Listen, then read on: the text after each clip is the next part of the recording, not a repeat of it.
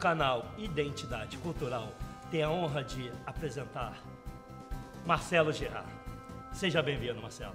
Obrigado pela oportunidade. E para começar, quem é Marcelo Girard? Mas eu gosto de fazer gelatina, brigadeiro, entendeu? Escrevo uns poemas de vez em quando, entendeu? E coloco lá algumas coisas de arte e tento não... Ultimamente eu me levava muito a sério, aí depois eu comecei a não me levar. Porque a arte, ela tem essa ousadia de ir e mudar a imagem.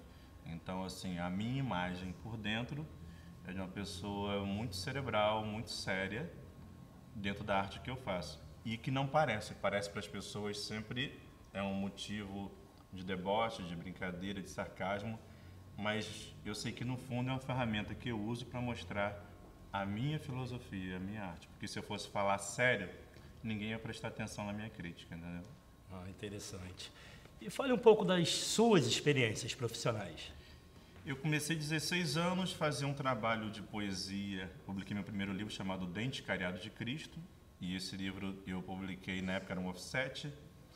E eu tive muitas polêmicas dentro da família. Na escola eu cheguei a brigar com a pessoa. Que tipo de polêmicas? Eu era ateu, né? De 2010 atrás eu era ateu. Depois eu comecei a acreditar em Deus mais fielmente. Creio fielmente nele.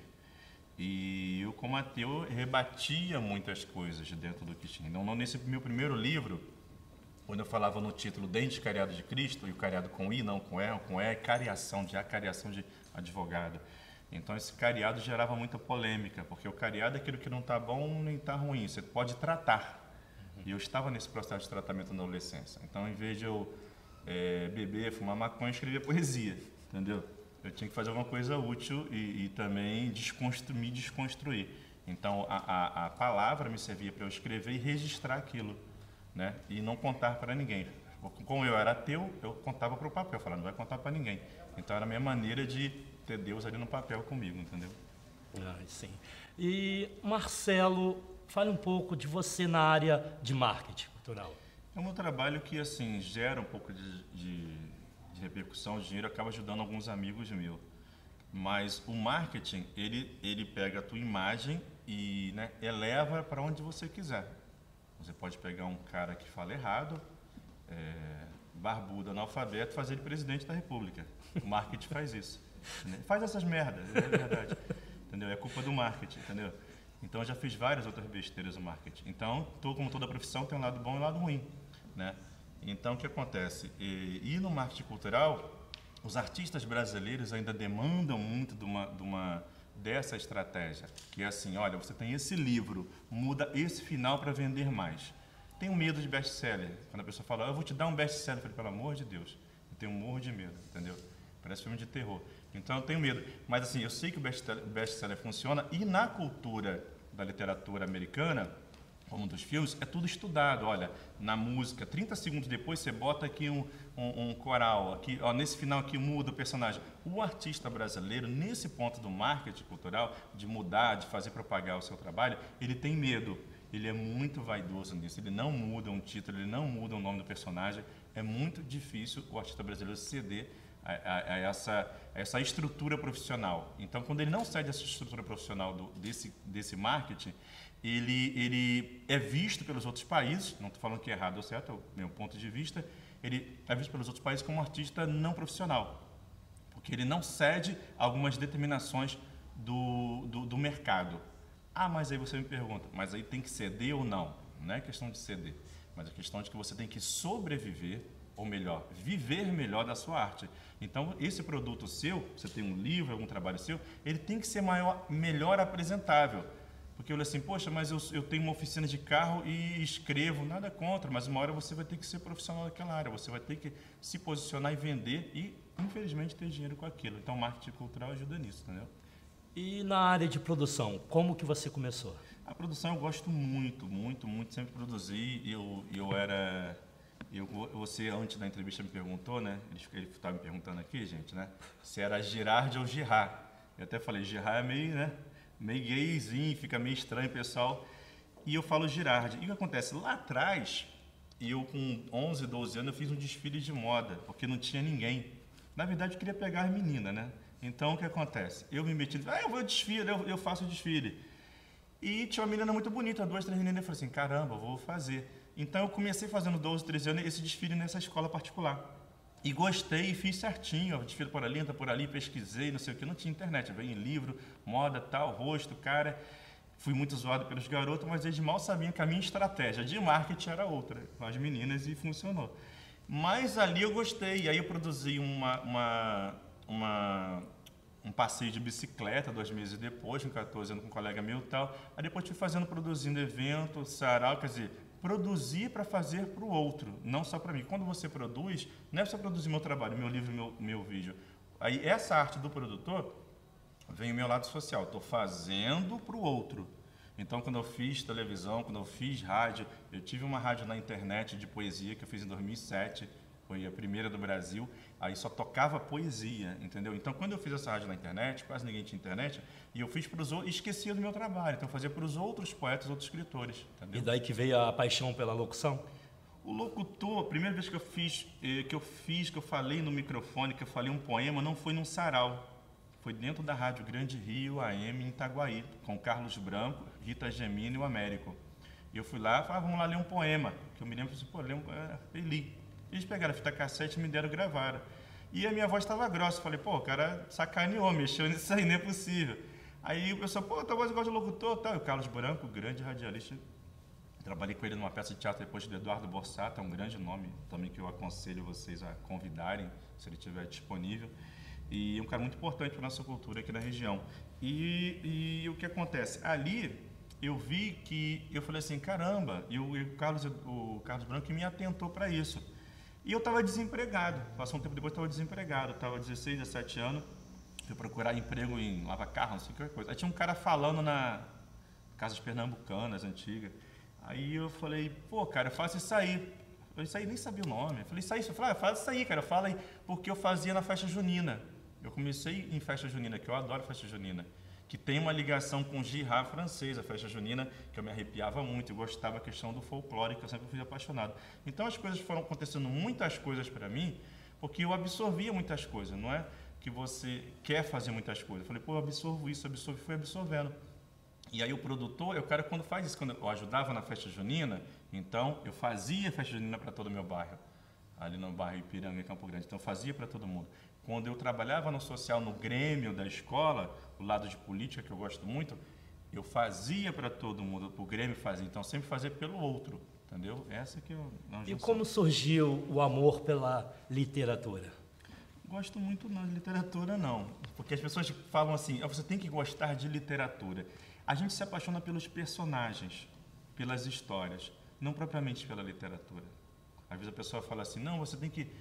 Às vezes eu chego para a pessoa e falo assim, o que você gosta de ler? Aí eu não gosto de ler. Isso é um assunto que você gosta de ler basquete, você vai ler basquete. Porque quando fala literatura, você cria um estreitamento, uma elitização. Então, eu não gosto dessa situação, assim, não, eu faço literatura.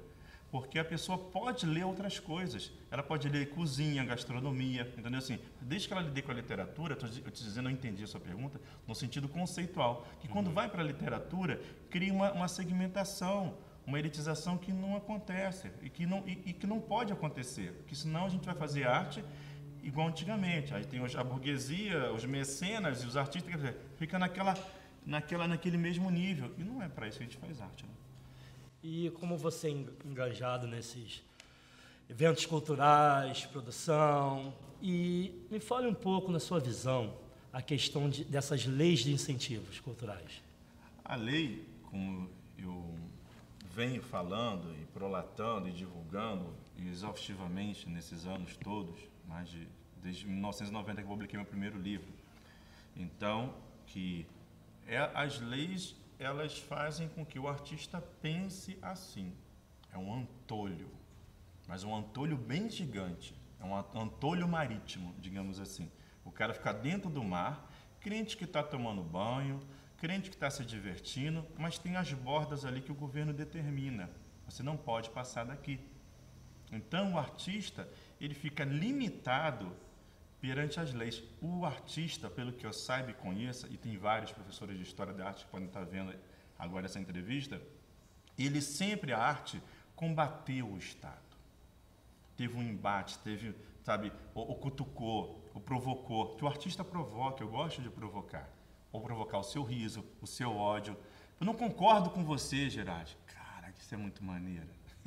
Ela já criou uma parada, eu falei assim, eu não concordo. O maior elogio que eu recebi até hoje foi no poeta JJ Gimondi, falei assim, cara, eu não concordo do jeito que você escreve algumas coisas, mas você escreve, eu acho que você escreve pra caramba, mas eu não concordo da maneira que você escreve. Então, assim você discordar, você está fazendo o cara discordar. Isso para mim é arte. Então, a lei, ela te impõe um pensamento.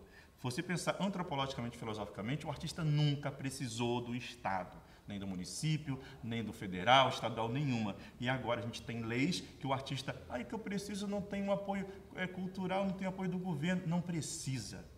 Você não precisa, nunca se precisou. Quando os artistas fizeram arte em 70, teve aquela grande ebulição aqui no Brasil, ninguém precisava do governo para nada, as pessoas estavam querendo enfrentar o governo. E aí você não pode, mas não tem enfrentamento ao governo. E aí vira uma arte de entretenimento. É outro segmento.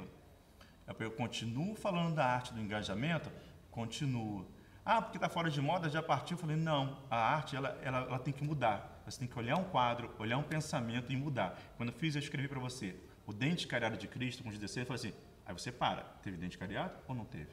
Quando eu escrevi meu outro livro, Raivódio, que é um neologismo, o Raivódio, você olha assim, você está querendo uma segmentação. Quando eu fiz um terceiro livro, eu gosto muito do nome, de impactar, chamado Perfume do Átomo. Mas o átomo tem perfume? Não tem? Eu gosto de trazer a pessoa para deslocar, é um deslocamento. Entendeu? E o pessoal, quando está dentro de uma lei, seja Rouanet, qualquer tipo de lei, ela não consegue sair fora daquela caixinha. E o artista não consegue ver como trabalha a bilheteria, como vai para a rua. É lindo, temos espaço lindo aqui na lona, temos várias outras lonas. Mas daqui para as comunidades ninguém vai. Então está faltando esse contato na praça, que era o circense medieval. A época mudou? Mudou, não estou falando que não mudou. Mas para a sobrevivência desse artista, quem você acha que deveria arcar com isso? Sempre foi o público. Em vários países do mundo é o público que aprova. Tá, mas na praça, como seria isso? Você tem desde o circense, tá? Que você pode passar um chapéu, que as pessoas ficam gratas, só que os artistas brasileiros, eles só fazem isso lá fora, que aqui a gente fica muito orgulhoso, muito metido, muito snob. Mas quando ele bota o chapéuzinho dele lá no metrô de Nova York, ele fica todo bobo. Ele fica com 3, 4 mil dólares no bolso, que ele não vai conseguir ganhar aqui fazendo casas de show na Zona Sul todo sábado e domingo. Ele não vai conseguir isso. Entendeu? Então o artista fica muito medroso em reinventar coisas. Não existe, eu sou super internet, mas não existe só internet. O grande problema da internet, você tem 100 mil visualizações e não tem 100 pessoas no show. Então eu não sou o dono da verdade assim, mas tem que reinventar essas possibilidades. Então está faltando o quê? O presencial. Divulgação, eu trabalho com divulgação, com marketing digital. Eu pego e jogo. Aí o cara, mas não foi 100 pessoas. Eu falei, meu irmão, aí a culpa não é minha. Tem o seu trabalho, tem o seu valor, tem a chuva, o sol, tem outros elementos que interferem do público chegar até lá. Tem a segurança. Você não pode levar a família, eu vou levar a família toda no teatro. É caro. No cinema, é caro. E aí eu não concordo com a lei de novo, porque vem o governo fazer uma lei e você fala assim, é 20 reais, o governo faz uma lei e dá 10. Não dá droga nenhuma, ainda manda o cara dividir o que ele fez. Eu vou lá no sacolão pegar um dinheiro com um camarada, na farmácia, na empresa, não sei o quê, e o cara ainda quer dividir 10 reais para dar para o governo e 10 reais para... Quer dizer, não vai dar certo. A lei o tempo todo, e o artista tem que, não é ser contra a lei, entendeu? Mas fugir desses parâmetros que não estão dando certo. Está aí o resultado da nossa arte. Tem algum sonho que falta realizar? Peraí, o Girardi vai responder essa pergunta na segunda parte dessa entrevista. É só clicar aqui nesse vídeo ou então na descrição tem o link para você assistir a segunda parte dessa entrevista. Olha que essa parte do papo também tá muito legal. Clica aí e assiste.